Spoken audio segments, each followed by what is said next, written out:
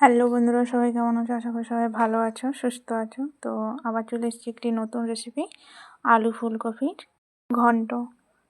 তো আলু আর ফুলকপিটা ভেজে তুলে রাখা হয়েছে। এরপর কড়াইতে তেল দেওয়া হয়েছে।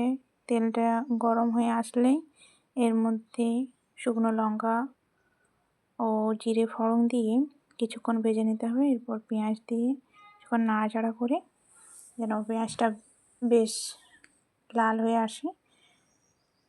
এরপর পেঁয়াজটা লাল হয়ে এসছে। এরপর লঙ্কা, হলুদ, জিরে, আদা, রসুন, পেঁয়াজ এইসব দিয়ে পেস্ট করা আছে। তো মশলাটা দিয়ে দেওয়া হয়েছে। এরপর ভালো করে মশলাটা কষে নিতে হবে।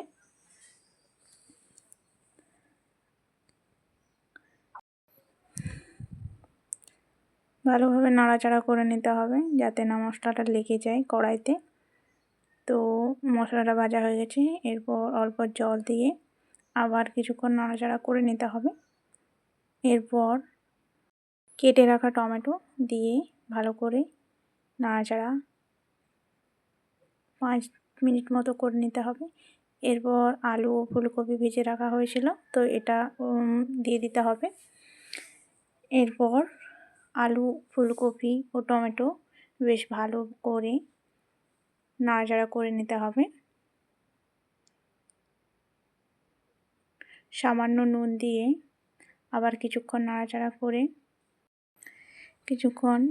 করে নিতে হবে যাতে ফুলকপি, আলু ও টমেটোটা সিদ্ধ হয়ে আসে। তো এরপর সিদ্ধ করার জন্য কিছুক্ষণ ঢাকা দিয়ে রাখতে হবে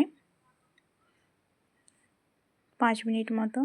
পর ঢাকা খুলে চলে এসেছি। তো আমাদের ফুলকপি, আলুটা সিদ্ধ হয়ে এসছে প্রায়।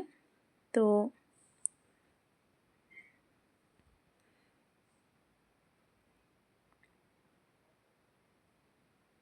এরপর অল্প জল দিয়ে ভালো করে নাড়াচাড়া করে নিতে হবে।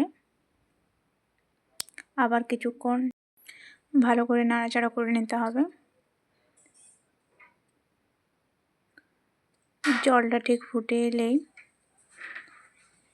5 মিনিট মতো ফুটতে দিতে হবে। তো রান্নাটা আমাদের কমপ্লিট। ভালো লেগে থাকলে অবশ্যই পাশে থাকবেন।